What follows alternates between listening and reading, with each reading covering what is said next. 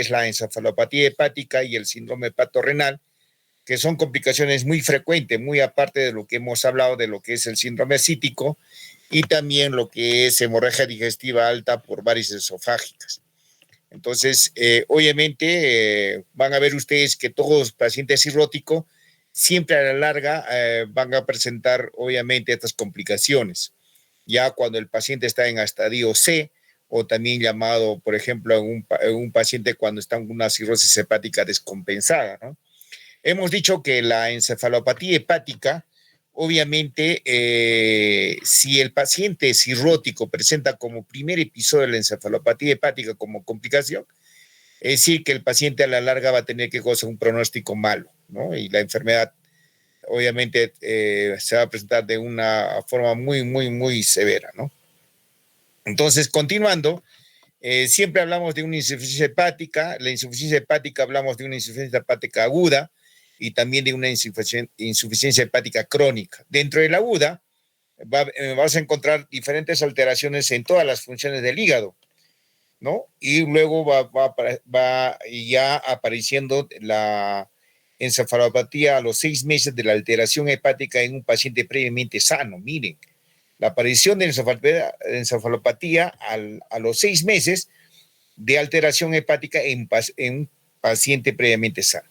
Y en la crónica, relacionado generalmente con la cirrosis, que nos va ya a determinar una incapacidad del hígado para ejercer sus funciones, tanto de metabolismo como síntesis y la desintoxicación de algunas, obviamente, algunos productos de desecho, ¿no? Acá tenemos que tener presente, obviamente, la definición exacta de lo que es la encefalopatía hepática. Primeramente, la encefalopatía hepática tenemos que descartar cualquier tipo de otras patologías orgánicas que pueda haber. Y obviamente, si hablamos de encefalopatía hepática, hablamos netamente de un paciente con cirrosis hepática. Entonces, no podemos hablar, por ejemplo, de un TEG grave o de repente quizás de una intoxicación por benzodiazepinas, no. ¿Ya? Entonces, tenemos que hablar netamente de un paciente con cirrosis hepática. Entonces, la encefalopatía hepática es una alteración del estado mental y en el funcionamiento cognitivo, ¿no? Y luego, a la larga, se presentan en pacientes con insuficiencia hepática, como hemos dicho. Generalmente es más común en hepatopatía crónica, claro que hemos dicho. Generalmente en la lesión hepática aguda, la presencia de encefalopatía hepática es diagnóstico de una insuficiencia fulminante, siempre en la relación en una hepatopatía aguda. Entonces, en una hepatopatía aguda, siempre encefalopatía hepática es diagnóstica de una insuficiencia fulminante. Mientras que lo que hablamos ya en una hepatopatía crónica, su aparición es un factor de mal pronóstico en cualquier hepatopatía, como hemos mencionado. Y luego que obviamente va a haber manifestaciones en el sistema nervioso central debido a la presencia de la incapacidad del hígado para metabolizar sustancias neurotóxicas, ¿no? Entonces, generalmente es una alteración en el estado mental, cognitivo, obviamente, como ya sabemos que es la encefalopatía hepática. Dentro de la clasificación de Chai-Put, obviamente ya sabemos ya, dentro de un parámetro que se mide es la encefalopatía, ¿no? Por ejemplo, encefalopatía de grado 0, de grado 1, de grado 2, de grado 3, de grado 4, obviamente cuando es ausente es 0, ¿no? Entonces, acá también podemos definir justamente con los valores normales ya de la clasificación de Chai-Put, que tenemos hasta la clasificación, obviamente, de un Chai-C, ¿no? Con puntaje de 10 a 15.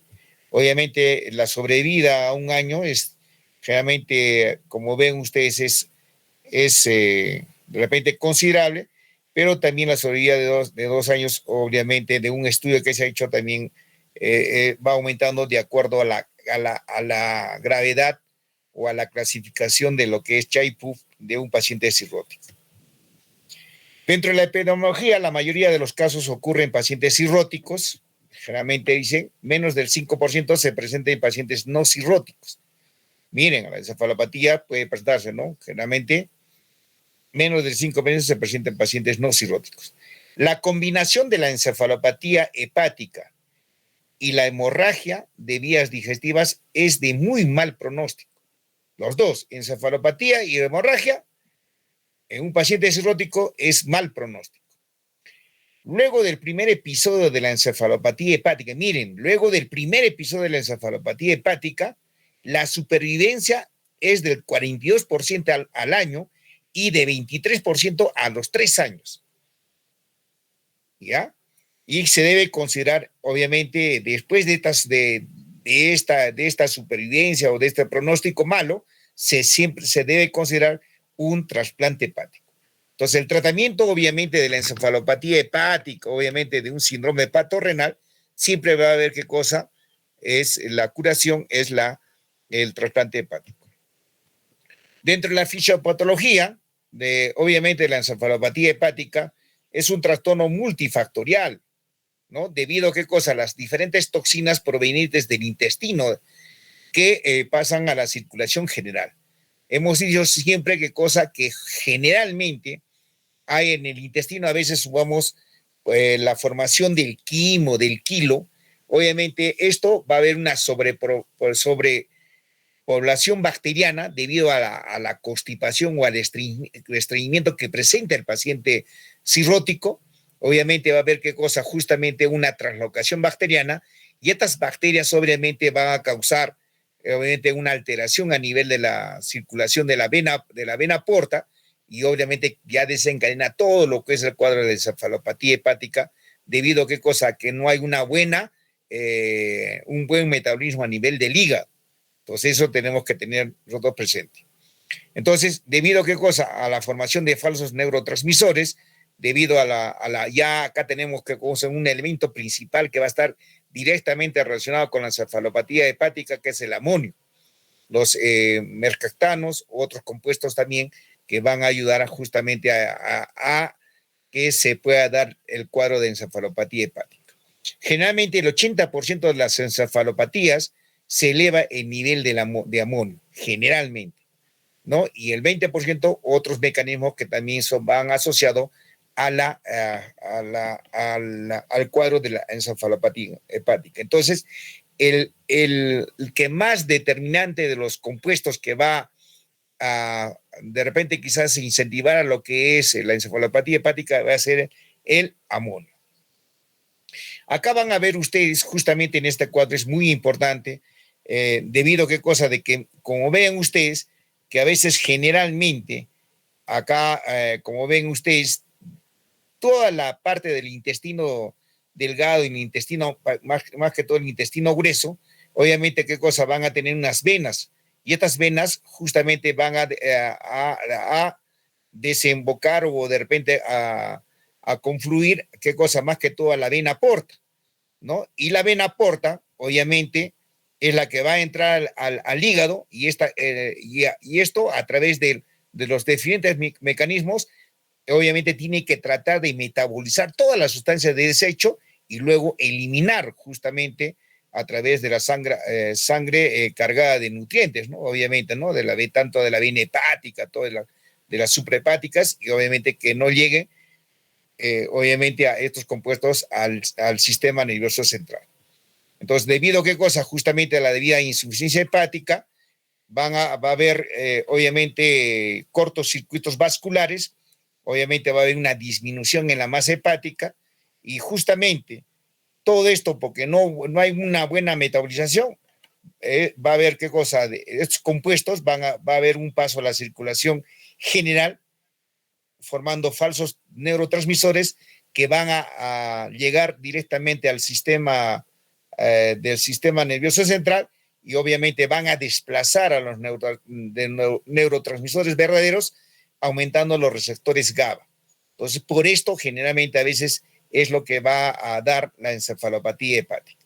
Obviamente a nivel de los intestinos va a haber una formación de acuerdo a la ingesta de compuestos, por ejemplo, de exceso de proteínas, va a haber qué cosa, un catabolismo de las proteasas, y obviamente ya saben ustedes que van a desencadenar estos cuadros.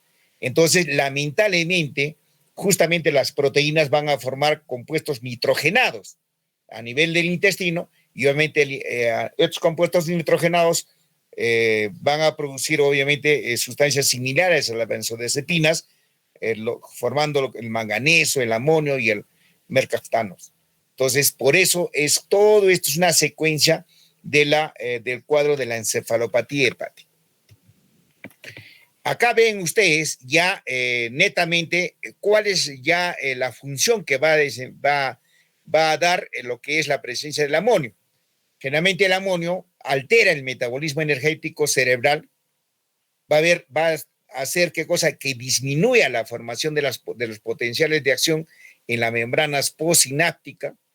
Obviamente va a haber un aumento en la neurotransmisión más que todo del GABA, principalmente es un mecanismo inhibidor del sistema nervioso central, ya saben ustedes.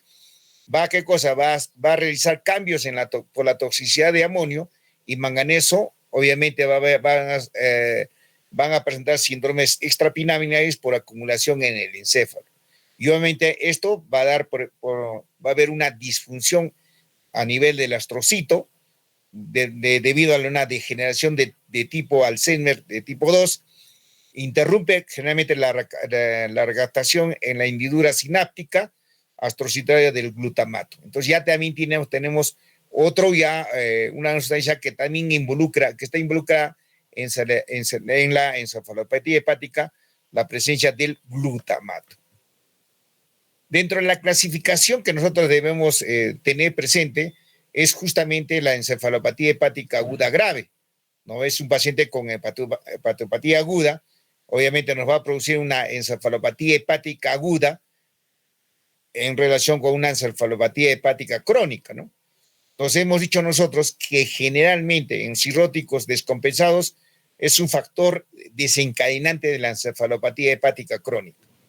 Generalmente en los pacientes cirróticos crónicos con shunt arteriovenosos portosistémicos, hemos dicho nosotros el día creo que de ayer o el primer día, donde los shunts, generalmente a veces nosotros queremos solucionar el problema, pero a la larga estos shunts a veces van a ayudar en una forma progresiva y irreversible, que va a haber con fluctuaciones debido a las variables, ¿no?, de la dieta, de medicamentos y la presencia de hemorragia, nos van a dar qué cosa, una encefalopatía hepática subclínica o latente, ¿no? ¿Y qué va a dar? Va a haber alteraciones a nivel de los test psicométricos, va a haber alteración en el electroencefalograma, o también va a haber una alteración en las pruebas neurofisiológicas. Entonces, generalmente van a ver ustedes que dentro de la encefalopatía hepática obviamente tiene su componente principal, que es la hepatopatía aguda y también la hepatopatía crónica. Acá van a ver ustedes que este es un cuadro muy bonito. ¿Cuáles son los factores precipitantes para la encefalopatía hepática, el mecanismo de acción y generalmente los estudios que se han realizado y que se debe realizar? Unos factores precipitantes para que te den qué cosa, obviamente, encefalopatía hepática, va a ser qué cosa, la hemorragia de las vías digestivas, va a haber las infecciones, es decir, la peritonitis bacteriana espontánea, o las infecciones urinarias, o las infecciones respiratorias, que son factores precipitantes para la encefalopatía hepática. Obviamente ya tenemos también otro factor, que es la insuficiencia renal. Puede haber qué cosa, desequilibrios hidroelectrolíticos, obviamente debido a los diuréticos, presencia de vómitos o diarreas, que también va a haber factores precipitantes para la encefalopatía.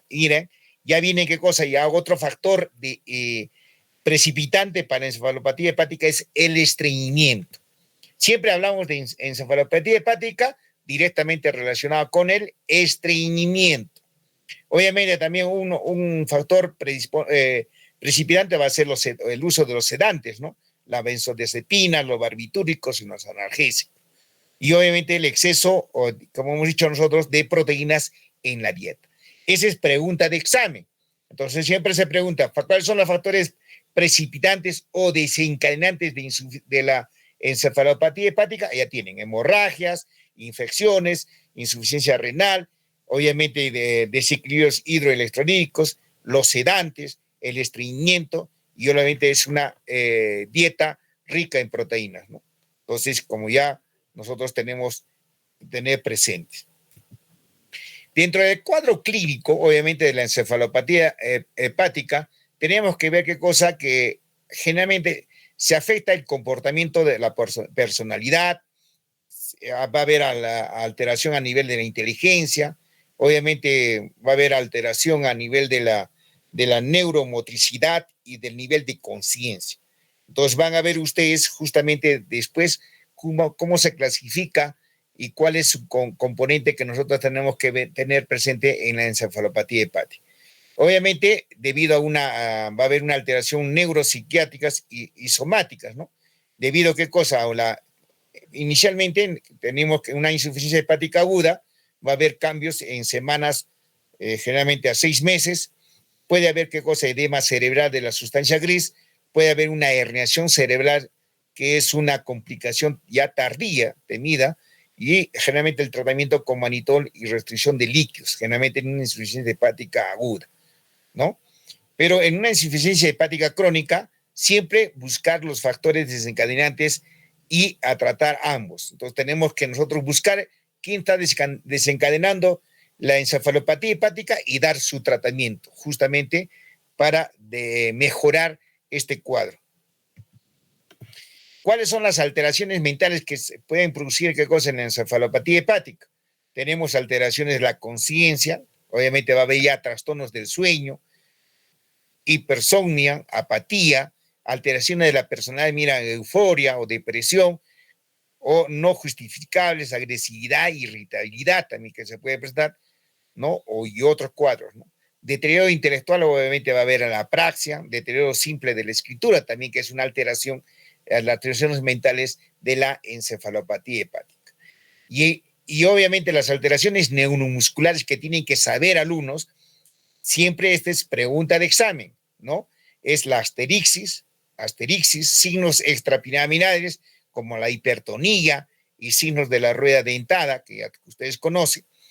Puede presentar convulsiones o también pueden presentar otros trastornos ¿no? Que involucra obviamente la marcha, el temblor, la ataxia, la coreoatetosis, el síndrome de Babinski, que se pueden presentar obviamente en la encefalopatía hepática. Entonces, ya miren cómo tiene presencia, obviamente con ciertas ya manifestaciones el paciente con encefalopatía hepática. Y este es generalmente lo que tienen que saber, es la escala de Westhaven, que tienen que ver justamente los grados de encefalopatía. Entonces, van a ver ustedes de grado 1, grado 2, grado 3 y grado 4. Entonces, el grado, generalmente estos grados de la encefalopatía me va a determinar cambios en el estado mental y alteraciones neuromusculares. Es una relación directa. Entonces, en el grado 1, siempre vamos a encontrar bradidixia, inversión del ciclo de sueño, disminución de la atención, irritabilidad, y obviamente en las alteraciones neuromusculares vamos a encontrar una incoordinación motora, alteraciones en la escritura, etc. En el grado 2 va a haber somnolencia, en el grado 3 estupor, amnesia, obviamente, y en el grado 4 va a haber ya un estadio de coma, ¿no? En el grado 2, en las alteraciones neuromusculares, va a haber obviamente presencia de asterixis, disartria, ataxia del paciente. Miren, en el grado 3 va a haber asterixis, ya las más intensas, y en el grado 4 ya obviamente va a haber una hiperreflexia, signo de Babinski, de acuerdo a las posturas de la descerebración, ¿no? En estado de coma. Entonces, esto es lo que tienen que saber más que todo en los grados de la encefalopatía, ¿no? Que van desde el 1 hasta el 4. El diagnóstico generalmente, siempre nosotros tenemos que hacer una buena recopilación de datos, hacer una buena anamnesis. El éxito, alumnos, para que ustedes puedan determinar un buen diagnóstico y un buen manejo del paciente, ¿qué cosa? Es la anamnesis y la elaboración de la historia clínica y un buen examen físico. Si ustedes van a dominar justamente estas partes, para captar o recopilar los datos, van a tener muchos éxitos y van a llegar ustedes a un diagnóstico más conciso, más preciso y obviamente el más correcto, ¿no?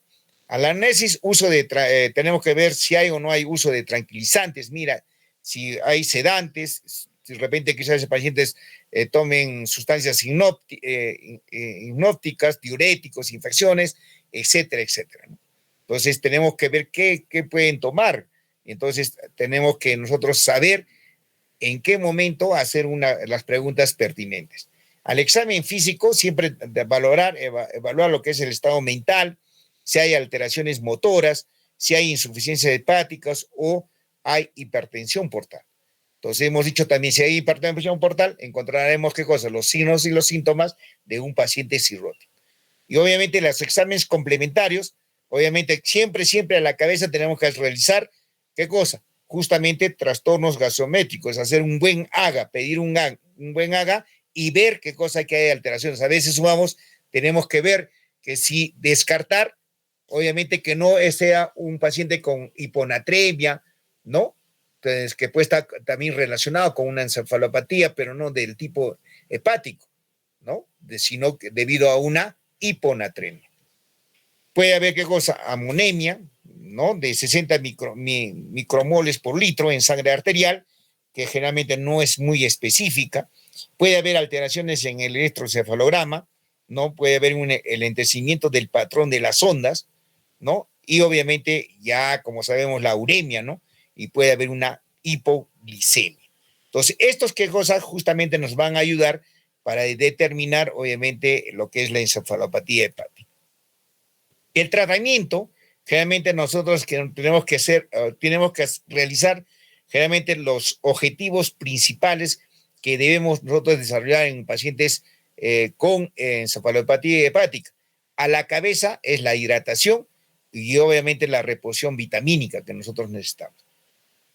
Miren acá, los objetivos principales a nivel del intestino, a nivel hepático, a nivel de la barrera hematoencefálica y a nivel cerebral, que nosotros tenemos que realizar. Primero, en el intestino tenemos que realizar una disminución de la formación y el paso a la circulación de sustancias nitrogenadas. ¿Y cómo lo realizamos? Que no puede el paciente estar estreñido y dar una dieta rica en fibra, obviamente una dieta hipoproteica, como hemos dicho bien claro, ¿no? Dar disacáridos no absorbibles y dar antibióticos no absorbibles. Acá también nosotros podemos dar dentro de los antibióticos no absorbibles, lo que está ayudando bastante es el uso de la rifaximina, ¿no? El uso de la rifaximina. Y esa es pregunta exacta. A nivel hepático, el objetivo que nosotros debemos hacer es potencializar el metabolismo de las toxinas. ¿Y cómo lo hacemos? Mediante los suplementos del zinc, por ejemplo, del LOLA, de la ornitina aspartato. Siempre dicen, ustedes van a decir LOLA, entonces es la ornitina y el aspartato que realmente en los últimos avances se han utilizado bastante justamente este mecanismo para mejorar la encefalopatía hepática. A nivel de la barrera hematoencefálica, obviamente lo más correcto es disminuir el paso del amoníaco. Es lo más principal. Entonces tenemos que disminuir el paso del amoníaco. ¿Debido a qué? ¿Qué es lo que vamos a hacer? Es el uso de los aminoácidos de cadena ramificada. Eso es lo más correcto, justamente en la dieta. A nivel cerebral, tenemos que realizar y contrarrestar más que todo las alteraciones en los diferentes sistemas neurotransmisores. Y obviamente acá tenemos que utilizar los antagonistas de las benzodiazepinas. ¿Y cuáles son cuál es el antagonista de las benzodiazepinas? Alumnos, Juani.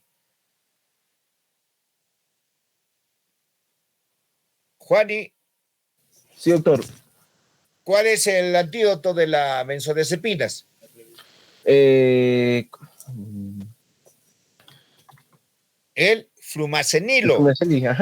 El flumacenilo. Por eso que cuando han escuchado, por ejemplo, en esa muerte que han tenido esa niñita, vamos a hacer un ejemplo, de la niñita que falleció en Lima, ¿no?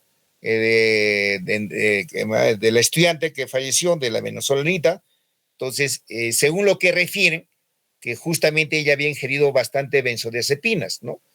Y cuando lo llevaron al primer sitio donde lo más cercano era un puesto de salud. Y en el puesto de salud, lo que se indica de que en vez de que le pongan un flumacenilo, miren ustedes, si el paciente le han puesto 2, 3, 4, por ejemplo, 5, 6, 7, de repente quizás ml ¿cómo? Se puede decir del lorazepam, del clonazepam, de todos los derivados de las benzodiazepinas. Nosotros generalmente cuando nosotros ven ustedes cuando realizamos cualquier procedimiento, siempre indicamos el uso de las benzodiazepinas. Más que todo, yo utilizo generalmente el midazolam. El midazolam es generalmente de uso, generalmente es endovenoso y generalmente a veces viene de 50 miligramos o a través de 5 miligramos las ampollas. Entonces, generalmente cuando nosotros queremos hacerlo dormir al paciente, hacer una pseudoanalgesia, eso se llama una pseudoanalgesia, siempre a veces queremos recuperar rápidamente el estado de repente de vigilia, ¿no? Que se despierte más rápido el paciente, siempre utilizamos el flumacenilo. Pero ¿qué pasa? Que en este pacientito que lo llevaron a la posta, según lo que refieren, no sé, a ciencia cierta, que en vez de ponerle el flumacenilo, le pusieron el diazepam. Y por eso justamente llevó, ¿qué cosa? A mayor intensidad, obviamente, de la intoxicación de las benzodiazepinas. Ustedes van a ver, cuando llegan aquí, de acuerdo, ¿no? Hacen una evaluación física, vean a las pupilas, y si las pupilas son mióticas, ¿no? Y ya automáticamente les refiere qué cosa, que tienen antecedentes de que ellos han utilizado, obviamente, han ingerido órganos, que llaman órganos, por ejemplo, intoxicación por órganos fosforados, que le dicen, ¿no? Entonces, el paratión, a veces vienen y cuando van a ver ustedes el olor también, característico del paratión, entonces inmediatamente huelen, no, este es paratión, es un órgano fosforado, ¿no? Y entonces comienzan a hacer lavado gástrico, inmediatamente lo restablecen. Si la pupila lo ven mióticas, utilizamos ¿qué cosa? La atropina, ¿cierto? La atropina lo utilizamos. La atropina generalmente viene en un miligramo, ¿no? A veces viene de 0.5 miligramos la atropina. Entonces, generalmente, ¿qué nos ponen? Inmediatamente lo ponen por vía endovenosa, lo ponen 2 miligramos de atropina, inmediatamente, ¿no? Y cuando hay intoxicación de comparación o órganos fosforados. Entonces, inmediatamente hacen dosis respuestas. Cada 2 minutos o cada 3 minutos comienzan a evaluar cómo va. Pues voy poniendo qué cosa, 1 miligramo, 1 miligramo, 1 miligramo, 1 miligramo, y hago la respuesta. Veo cómo está la pupila y según eso. Entonces yo veo qué cosa, de que a veces llego ya con 10 ampollas, 12 ampollas, 15 ampollas, obviamente comienzo qué cosa, a separar o de repente quizás ya no dar 1 minuto, sino dar cada 2 minutos, cada 3 minutos, cada 5 minutos o cada 10 minutos, ¿no? Entonces eso es lo que nosotros utilizamos justamente en los pacientes con intoxicación por órganos fosforados. Pero ¿qué pasa? Que acá justamente en pacientes con benzodiazepinas, inmediatamente nosotros hacemos el flumacenilo, y el flumacenilo obviamente podemos utilizar toda la ampolla o media ampolla, no hay ningún problema, no hay ningún riesgo. Entonces agarra toda la ampolla, entonces más rápido despierta. Entonces en ese paciente se debe utilizar así. Entonces nunca se olviden, alumnos, cuando ustedes están lejos o por ejemplo haciendo su serum o están haciendo su internado, viene un paciente con intoxicación con benzodiazepinas, ya su flumacenilo tienen que tener, ¿no? Inmediatamente lo hacen su lavado, ponen su flumacenilo y ya se recupera el paciente. Ya no tiene ningún tipo de complicación. ¿Cuáles son las medidas de antimonio que nosotros debemos tener? Primeramente, netamente estamos indicados acá en la encefalopatía hepática la dieta. Generalmente es el aporte con carbohidratos y lípidos. Hemos dicho nosotros que tenemos que hacer una dieta hipoproteica, generalmente de 0.5 gramos por kilogramo por día, que ese es lo vital. Dieta apoproteica solo está justificada si se prevé la resolución en unas horas, los estadios iniciales y o factores desencadenantes de fácil eliminación, obviamente el estreñimiento y los sedantes. Si no se resuelve, obviamente, en 24 o 48 horas, se debe dar proteínas generalmente de 0.8 a 1 miligramo por kilogramo por día. Pero generalmente hay otras trabajos que se han hecho, que se han realizado, que nosotros gradualmente, nosotros tenemos que elevar, obviamente, la ingesta de proteínas, ¿no? Siempre comenzar desde 0.5, 0.8, 1, hasta 1, a llegar hasta 1.5. Generalmente en un paciente cirrótico, ¿no? Entonces, como siempre hemos dicho, ¿no? Y obviamente, si hay coma, está paciente en coma, siempre tenemos que utilizar la vía parenteral. Acá también nosotros también es el aporte del zinc, ¿no? Que es un cofactor del ciclo de la urea, ¿no? Y esto que nos va a ayudar el zinc, va a disminuir los niveles de la amonemia, ¿no? Generalmente se da de 600 miligramos por día de zinc, y esto nos va a ayudar justamente, hemos dicho, para los niveles del amonio. Disminuye, obviamente.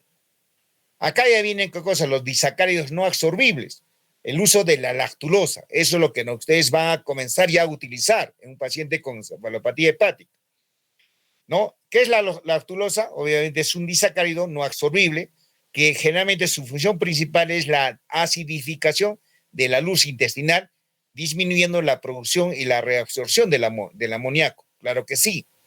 Obviamente se puede dar por vía oral, ¿no? Si el paciente está consciente, o si el paciente está inconsciente, la damos por sonda nasogástrica. Generalmente de 60 a 80 gramos repartidos de 3 a 4 tomas. No se puede dar, obviamente, enemas evacuantes. Nosotros podemos dar, acá generalmente para que ustedes entiendan, el uso de la lactulosa no te va a hacer absolutamente nada, alumnos. ¿Ya? Entonces, ¿podemos poner enemas? Claro que sí, nosotros ponemos enemas y generalmente nosotros agarramos y la lactulosa generalmente vienen en frasco de 250 cc. ¿Ya? Entonces, generalmente hacemos enemas de lactulosa para mejorar, para que despierte más rápido el paciente. Hacemos, ¿qué cosa? 200 cc de la lactulosa, lo mezclamos en 1 litro y le ponemos, obviamente, con enemas. Y eso inmediatamente comienza ya a despertar el paciente. Entonces, no hay ningún problema. Entonces, la lactulosa lo podemos dar, ¿qué cosa? Una cucharadita, lo podemos dar 2 cucharadas, lo podemos dar 3 cucharadas, o le podemos dar 4, no hay ningún problema, no hay ningún riesgo. Lo que queremos es que despierte inmediatamente el paciente y comience a realizar sus deposiciones, es decir, ¿qué cosa? Sus necesidades. De acuerdo a la que cosa se resuelve el estreñimiento, inmediatamente comienza a despertar el paciente. ¿Ya?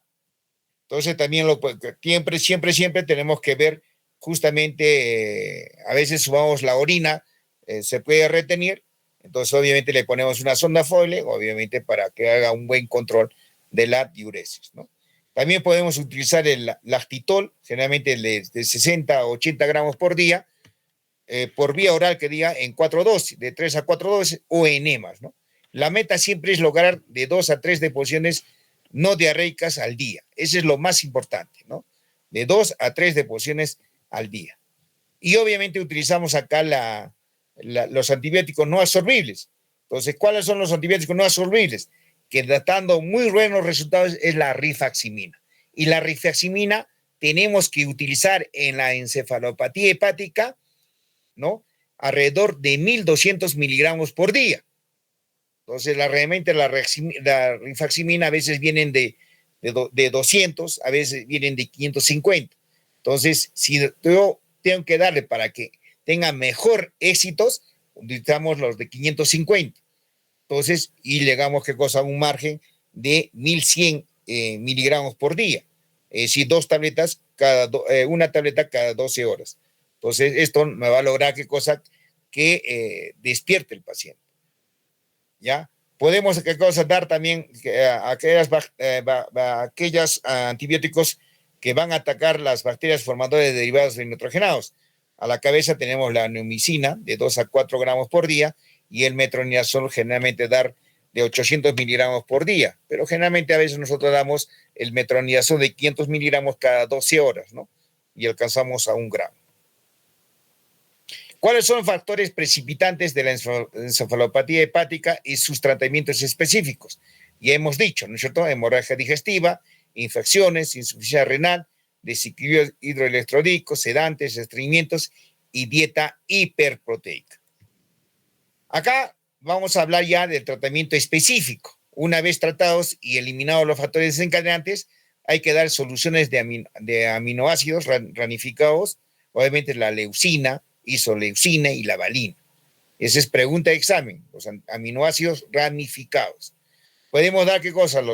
El benzoato sódico, ¿no? Que es un quelante del amoníaco, y la glutamina nos va a ayudar en, ¿qué cosa? Una eliminación renal. Generalmente disminuye la amonemia, dosis de 10 gramos por día, y no tienen efectos colaterales casi específicos, ¿no? Y la L-ornitina, L-aspartato, LOLA, ¿no? Aumenta la síntesis de urea y glutamina, y obviamente disminuye también la amonemia, disminuye los niveles de amonio.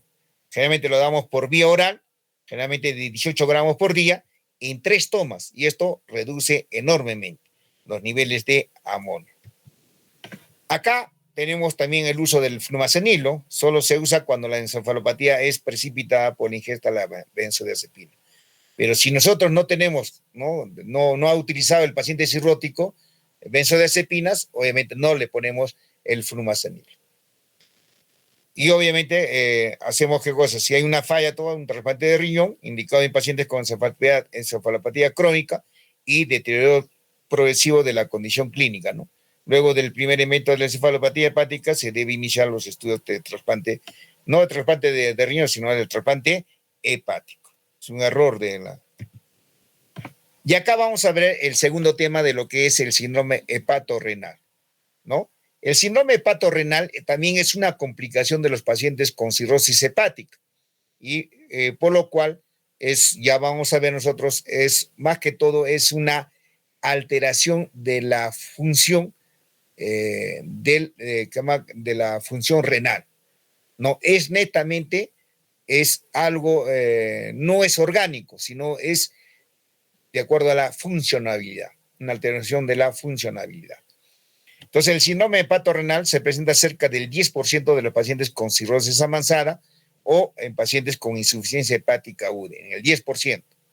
Los pacientes con cirrosis y ascitis generalmente presentan un 18%, desarrollan el síndrome a 1 año, y 39% lo harían a los 5 años. Miren cómo va presentándose ya en los pacientes cirróticos el síndrome hepatorrenal.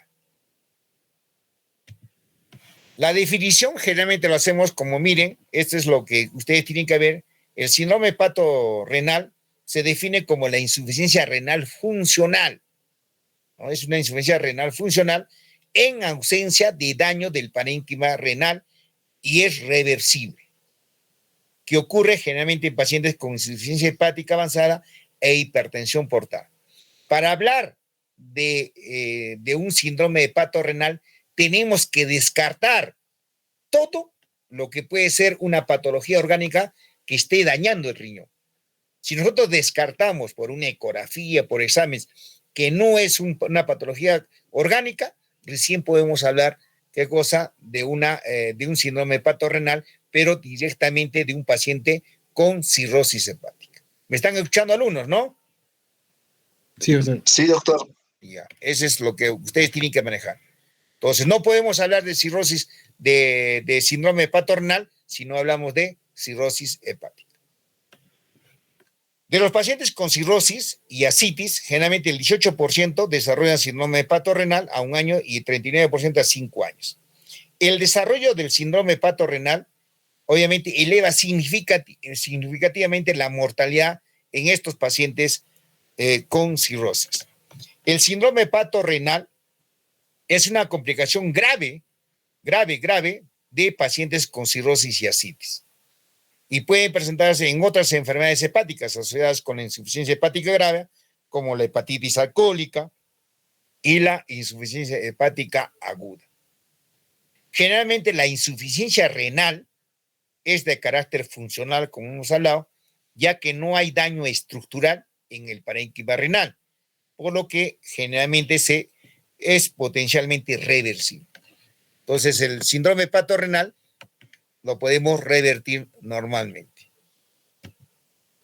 De la patogenia, generalmente nosotros que tenemos que ver y determinar, obviamente, generalmente dicen, los pacientes con cirrosis descompensada suelen cursar con hipertensión portal severa, obviamente principalmente es responsable de las alteraciones hemodinámicas, y luego también la translocación bacteriana y las endotoxinas resultantes son responsables justamente de estimular una respuesta proinflamatoria.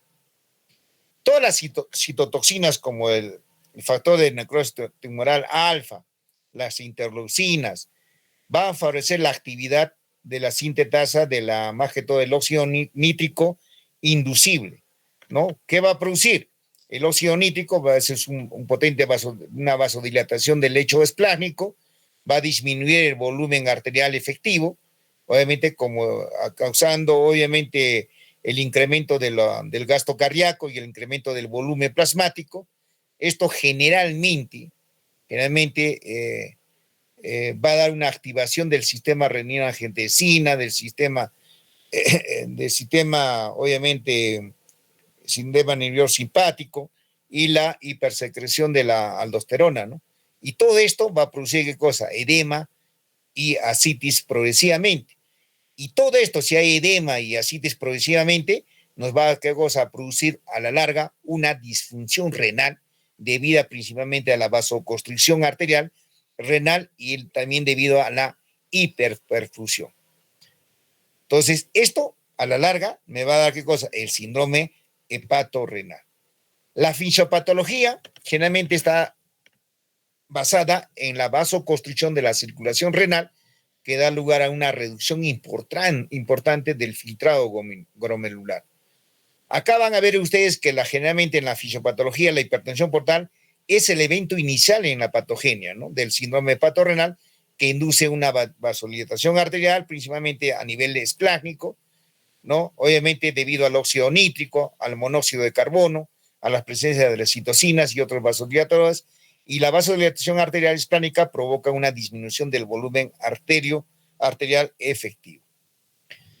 Generalmente, la cirrosis avanzada muestra una translocación bacteriana que hemos dicho en el intestino, obviamente va a ganar los ganglios linfáticos mesentéricos y que se asocian con los niveles elevados de las citoquínicas proinflamatorias, que hemos dicho la interleucina 6 y los factores de necrosis tumoral alfa. Y acá van a ver todo también lo que hemos hablado de la fisiopatología, ¿no? El sistema, obviamente, de la hipertensión portal, hablábamos obviamente de la hipovolemia efectiva a nivel arterial, cuando hay a nivel renal una vasoconstricción y toda una secuencia que va a llevar a larga el síndrome hepatorrenal. El cuadro clínico generalmente del síndrome hepatorrenal ocurre en estadios finales, generalmente de la cirrosis hepática, y cuando estos pacientes han desarrollado ya alguna complicación con la presencia de la ascites, ¿no? Va a haber una marcada retención renal de sodio y hiponatremia. Obviamente no existe características clínicas específicas del síndrome hepatorrenal, por lo que los pacientes que presentan esta complicación tendrán las verdaderas características de la enfermedad hepática avanzada y también de la hipertensión portal. Los pacientes con síndrome hepatorrenal presentarán además hipotensión arterial. Miren, ustedes van a presentar hipotensión arterial, taquicardia, aumento del débito cardíaco, presentan una oliguria. Miren, este es lo más característico, oliguria, menos de 500 cc en 24 horas. Va a haber retención de sodio urinario. Miren, el sodio urinario va a ser menor de 10 microlentes por litro e hiponatremia. Pregunta de examen. Eso apréndanselo de memoria. En oliguria, menos de 500 ml en 24 horas y retención de sodio menor de 10 microlentes por litro e hiponatremia. Acá lo que van a ver ustedes es en la tabla de criterios diagnósticos del síndrome hepatorrenal, y eso es lo que tienen que saber, y eso generalmente lo tienen que de repente quizás aprendérselo de memoria, ¿no? Va a haber criterios mayores y criterios adicionales. Dentro de los criterios mayores tenemos que, primero, la enfermedad hepática aguda o crónica con insuficiencia hepática o presencia de hipertensión portal. El filtrado glomerular va a bajar, ¿no? Definido con una creatinina sérica de mayor de 1.5 miligramos por decilitro o por un aclaramiento de la creatinina de 24 horas menos de 40 ml por minuto. Ausencia de SHOT, ¿no? La ausencia de SHOT, va a haber una infección bacteriana activa y la administración actual o reciente de fármacos nefrotóxicos. Ausencia de pérdida de fluidos gastrointestinales, obviamente vómitos reiterativos o de reintensidad o renales. Pérdida de peso mayor de 500 gramos por día durante varios días en pacientes con ascitis sin edema periférico o, hemos dicho bien claro, de 1 kilogramo por día en presencia de ascitis y edema periférico. Y ausencia de mejoría, obviamente sostenida de la función renal, obviamente disminución de la creatinina sérica a 1.5 miligramos por día o menos, o el aumento del declaramiento de la creatinina. Generalmente lo que tenemos que hacer es reducir, obviamente, la creatinina sérica. Es el objetivo. Obviamente la proteinuria menor de 500 miligramos por día y ausencia de la evidencia ecográfica, es decir, de que no cause ningún tipo de alteración orgánica a nivel de riñón. Dentro de los criterios adicionales, va a haber un volumen urinario menos de 500 mililitros por día, sodio urinario hemos dicho de 10 minicalentes por litro, osmolaridad urinaria mayor de que la osmolaridad plasmática, obviamente el sedimento urinario con menos de 50 hematíes por campo, ¿no? De gran aumento, sodio sérico menos de 130 minicalentes por día. Entonces, estos son los criterios diagnósticos previos que tenemos que tener para determinar qué cosa, lo que es el síndrome hepatorrenal. De acuerdo a qué cosa, a lo que es en el 2016, de acuerdo a lo que es la publicación de los nuevos criterios, generalmente a la insuficiencia crónica, renal crónica aguda, obviamente hacer el diagnóstico de acuerdo a la KIN, ¿no? En pacientes cirróticos. Diagnóstico, incremento de la creatinina sérica mayor de 0.3 miligramos por decilitro en un periodo de 48 horas o haya un aumento más del 50% de la creatinina sérica inicial en un término de 7 días. Acá vemos los estadios de acuerdo a la insuficiencia, de acuerdo a aquí criterios, aquí en estadio 1, estadio 2, el estadio 3 que tenemos que ubicar, ¿no? Y acá vamos a ver nosotros los tipos del síndrome hepatorrenal. El síndrome hepatorrenal tipo 1 y el síndrome de hepatorrenal tipo 2. Generalmente, ¿cuál es el más, es decir, el más fulminante, el que causa mayor daño y que consigue mayor, nos lleva más a la muerte? Es el síndrome de hepatorrenal tipo 1. Generalmente este cuadro se puede presentar en menos de 2 semanas y en menos de 2 semanas nos puede llevar que el paciente cirrótico puede llegar a la muerte. Más no en el síndrome hepatorrenal tipo 2, que ya es una patología ya crónica, ¿no? Que tenemos que ver. Ahora, acá en el síndrome hepatorrenal de tipo 1, generalmente a veces la creatinina se eleva casi generalmente el doble, ¿no? Llegando a 2.5 de creatinina. Mientras que los de síndrome hepatorrenal, el valor de la creatinina generalmente va a estar entre alrededor de 1.5 a 1.8. Entonces, por eso es la gran diferencia. Y estos son los criterios diagnósticos, como es cirrosis más ascitis, creatinina sérica mayor de 1.5 miligramos por decilitro, ¿no? Ausencia de mejoría en las cifras de la creatinina sérica menor de 1.5 gramos por decilitro. Después de al menos 2 días sin diuréticos y expansión de volumen, con alguna dosis de 1 kilogramo por kilo por día, dosis máxima de 100 gramos por día.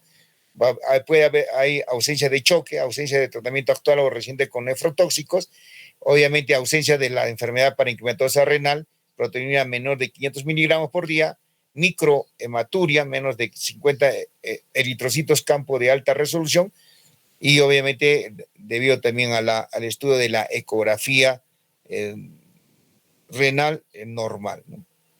Acá, como hemos dicho nosotros, tenemos el síndrome hepatorrenal tipo 1, tipo 2.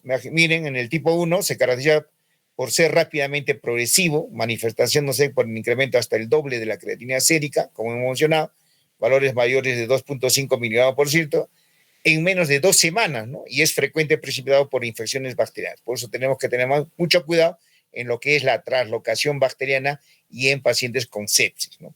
Y el tipo 2 se caracteriza por ser lentamente progresivo, cifras de creatinina entre 1.5 miligramos, hasta acá según refieren 2.5, pero es generalmente 1.8, y está frecuentemente asociado con ascitis refractaria. Es lo que tiene. Y en el síndrome hepatorrenal tenemos que tener medidas generales, ¿no? Como los pacientes con síndrome hepatorrenal tipo 1 deben ser hospitalizados en la unidad de cuidados intensivos para evaluar de manera cercana los parámetros hemodinámicos renales infecciosos, ¿no? Se debe evitar generalmente fármacos nefrotóxicos, incluidos los diuréticos. Se debe vigilar los signos vitales, la tensión arterial, la presión arterial media y el gasto urinario. En caso de hiponatremia menor de 125 minicalentes por día, por litro, debe indicarse una restricción de agua libre con volúmenes de aproximadamente de 1000 cc, ¿no? Es importante evitar también la sobrecarga de líquidos que pueden condicionar edema y ascitis, claro que sí. En todos los pacientes se debe determinar las características citoquímicas del líquido acítico para descartar la presencia de una peritonitis bacteriana espontánea, como hemos mencionado el día de ayer. ¿Cómo iniciamos el tratamiento? ¿No? ¿Cuándo iniciar? Ya no hay un valor de corte de suero de niveles de creatina para el diagnóstico de aquí, según lo que es la síndrome hepatorrenal, para comenzar el tratamiento farmacológico. No obstante, es aconsejable siempre utilizar la terlipresina en pacientes con AKI, en pacientes con síndrome hepatorrenal estadio 1B o mayor, debido a la falta de información sobre la eficacia y efectos secundarios de la terlipresina. Acá el tratamiento, volvemos a mencionar, medidas generales: restringir el consumo de sal, que es lo más importante, de 80 a 120 milimoles por día, no restringir el consumo de líquidos, eliminar obviamente antibióticos o sustancias nefrotóxicas identificados. Ante las ascitis de grado 1 o grado 2, se puede utilizar dosis crecientes de diuréticos para controlarla. Ante ascitis grado 3 o ascitis refractaria o ausencia de mejoría de ascitis, dosis elevadas de diuréticos. La primera línea, de acuerdo al manejo, sería realizada para sentirse de gran volumen, que es lo que tenemos que realizar. Y estas son las recomendaciones propuestas por el ICA, ¿no? Pacientes en estadio 1, ¿no? Evaluar qué medicamentos consume el paciente, retirar las drogas nefrotóxicas, los diuréticos. Se debe reducir o retirar según las condiciones del paciente. Se debe expandir el volumen plasmático. Se debe controlar las infecciones bacterianas en el paciente, ¿no? En los pacientes con estadio 2 y 3, ¿no? Retirar los diuréticos en caso de que no se hubiera retirado y expandir el volumen plasmático con albúmina intravenosa, dosis de 1 gramo por kilogramo, 2 días consecutivos, dosis máxima de 100 miligramos por día para tratar la insuficiencia renal aguda prerrenal, ¿no? Se debe hacer el diagnóstico diferencial observándose específicamente si el paciente cumple con los criterios diagnósticos de síndrome hepatorrenal. También podemos utilizar los vasopresores. El objetivo es administrar fármacos vasoconstrictivos en el tratamiento del sistema hepatorrenal, ¿no? Y producir una vasoconstricción en el territorio esplánico, y luego que se va a encontrar una extremadamente dilatado, lo que origina una redistribución generalmente del flujo y aumenta la perfunción renal. Acá van a ver ustedes más que todo el uso del tratamiento de la terlipresina. El éxito justamente del síndrome hepatorrenal es el uso de la terlipresina. Y normalmente nosotros utilizamos la terlipresina en dosis de ataque, tal igual como la hemorragia digestiva alta por varices esofágicas. Utilizamos de 2 miligramos generalmente inicialmente cada 6 horas, y luego nosotros mantenemos, por ejemplo, con dosis de 1 miligramo por día, que diga, ¿no? Durante 5 días. De igual manera también utilizamos la terlipresina acá, ¿no? La terlipresina, ¿qué va a hacer? Va a mejorar la filtración glomerular, ¿no? Aumentando un porcentaje variable de los pacientes que responden al tratamiento, generalmente un 27 a 90%, que presenta residuos al suspenderlo generalmente en un 15%, ¿no? La frecuencia de complicaciones isquémicas por el uso de la terlipresina es baja, generalmente de 5 a 10% en comparación con otros análogos, ¿no? Por eso se debe retener su uso si la creatinina sérica no disminuye al menos el 50% luego de 7 días. Mire, entonces no disminuye, obviamente se debe detener ya, se debe suspender, ¿no? Y en los pacientes con respuesta inmediata, el tratamiento debe continuarse hasta la reversión del síndrome hepatorrenal o hasta un efecto máximo de 14 días, acá generalmente en el terlipresina. Acá también vienen qué cosas, lo que siempre van a ver ustedes cuando pacientes cuando van a rotar por UCI, obviamente el uso de la norepinefrina, ¿no? En un estudio piloto se usó el medicamento en infusión asociada a la expansión con albúmina, encontrándose resultados similares a los obtenidos con la terlipresina. Obviamente se reserva para el momento en que no se tenga disponible la terlipresina, ¿no? Utilizamos la norepinefrina. Acá vamos a ver el tratamiento médico específico, utilizamos los vasoconstrictores asociados a la albúmina, como hemos mencionado anteriormente, ¿no? Se recomienda inicio de dosis de 1 miligramo en bolo intravenoso cada 4 horas, que hemos dicho nosotros ya. Se deberá reevaluarse la creatinina sérica al tercer día del tratamiento. Si no se ha logrado disminuir el 25% respecto a lo basal, se recomienda aumentar la dosis hasta alcanzar 2 miligramos en bolo intravenoso cada 4 horas, ¿no? El tratamiento debe mantenerse hasta lograr la disminución de las cifras de la creatinina sérica por debajo de 1.5 miligramos por decilitro. En general, entre 1.2 miligramos por decilitro.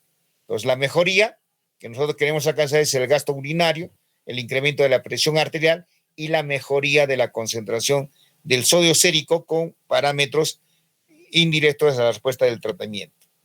Miren, la norepinefrina es un antagonista alfa-adrenérgico. Se recomienda a dosis inicial de 0.1 microgramos por kilogramo por minuto. A una infusión intravenosa se debe lograr ese incremento de 10 milímetros de mercurio en la presión arterial media, ¿no? Respecto al valor basal.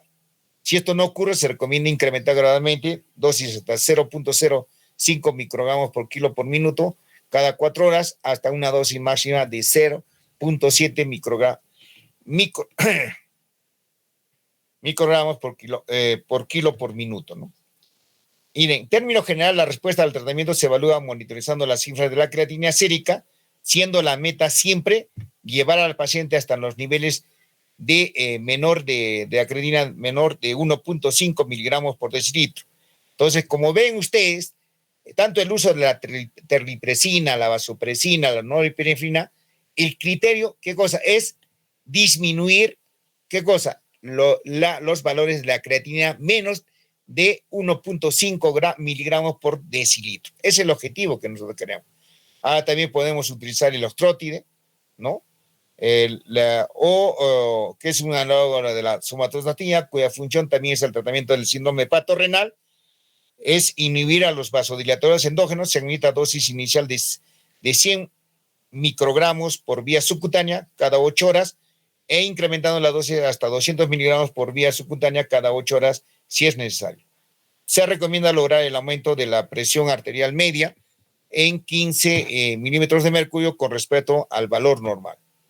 Entonces, estas son las contraindicaciones que tienen que tener ustedes para el empleo de los vasoconstrictores. Miren, están contraindicados en pacientes mayores de 70 años, pacientes con enfermedades coronarias, cuando pacientes tengan unas miocardiopatías, arritmias, en insuficiencia cardíaca, cuando los pacientes tienen hipertensión arterial, enfermedad cerebrovascular, miren, enfermedad vascular periférica, insuficiencia respiratoria, asma, enfermedad hepática terminal o en hepatocarcinoma avanzado. Acá está contraindicado el empleo de los vasoconstrictores. Entonces, eso es lo que tienen que ustedes saber para no utilizar justamente la terlipresina, ¿no? Obviamente la noradrenalina, etc. Y acá, obviamente, la albúmina, que se está utilizando para resolver los casos del síndrome hepatorrenal. Diversos estudios han demostrado eficacia y buena respuesta al tratamiento cuando se asocia a vasoconstrictores y la albúmina también en infusión, en comparación al uso de los vasoconstrictores o albúmina en forma monoterapia. Entonces, si nosotros utilizamos albúmina sola, vamos a tener menos éxito que lo que podemos utilizar la albúmina más los vasoconstrictores. Se recomienda una dosis de un gramo por kilo de peso con una dosis máxima de 100 gramos por día. El primer día seguido de 20 a 40 gramos por día en los siguientes días. Entonces, ¿qué significa esto? Que generalmente debemos nosotros utilizar la albúmina, casi miren, un frasco de albúmina, generalmente es al 20%, es decir, 20 gramos. Entonces, nosotros queremos llegar máximo 100 miligramos, tenemos que ponerle 5. Entonces, tenemos que utilizar nosotros alrededor de 5 frascos por día. Entonces, ya saben ustedes cuánto demanda de gasto. Hemos dicho nosotros que un frasco de albúmina en cualquier sitio puede ser alrededor de 400 soles.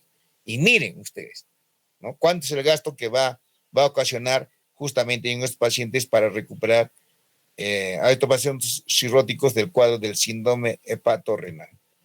Acá tipos de respuesta hasta el tratamiento del sistema del síndrome hepatorrenal con vasoconstrictores y albúmina. Miren, respuesta completa, recaída, respuesta parcial, sin respuesta, ¿no? Las respuestas completas, disminución de la creatinina sérica por debajo de 1.5 miligramos por decilitro, ocurre generalmente en el 60% de los pacientes, y la recaída, mira, la recaída tiene una recurrencia de la falla renal, creatinina mayor de 1.5 miligramos por decilitro, después de suspender el tratamiento. Y esto ocurre generalmente en 15 al 20% de los pacientes. El pronóstico, obviamente la expectativa de vida depende principalmente del tipo del síndrome hepatorrenal. Hemos hecho bien claro, los pacientes con síndrome hepatorrenal presentan peores resultados en la puntuación de MELF, claro que sí, que en otros cortes de pacientes, ¿no? Con cirrosis que están en la lista de espera del trasplante hepático. La prevención, no se han hecho 2 estudios controlados y aleatorizados, han demostrado que en el desarrollo del síndrome hepatorrenal puede prevenirse en situaciones específicas, a que están expuestos las pacientes con cirrosis, obviamente la peritonitis bacteriana espontánea y la hepatitis alcohólica grave. En pacientes con peritonitis bacteriana espontánea, la administración de albúmina, alrededor de 1.5 gramos por kilogramo intravenoso en el momento del diagnóstico, más 1 gramo por kilogramo intravenoso a las 48 horas, asociada a la administración de la cefotaxima, demostró una significativa reducción en el desarrollo del síndrome hepatorrenal. Entonces acá, cefotaxima más albúmina, generalmente se redució en 10%, frente a la cefotaxima sin albúmina. Miren, el 33%. Ahora, en los pacientes con hepatitis alcohólica, generalmente la administración de la pentoxifilina, alrededor de 1.200 miligramos por día, vía oral, un inhibidor del factor de necrosis tumoral, redujo de forma significativa la incidencia del síndrome hepatorrenal con respecto a los pacientes del grupo control. Eso sería todo con respecto a lo que es estas complicaciones.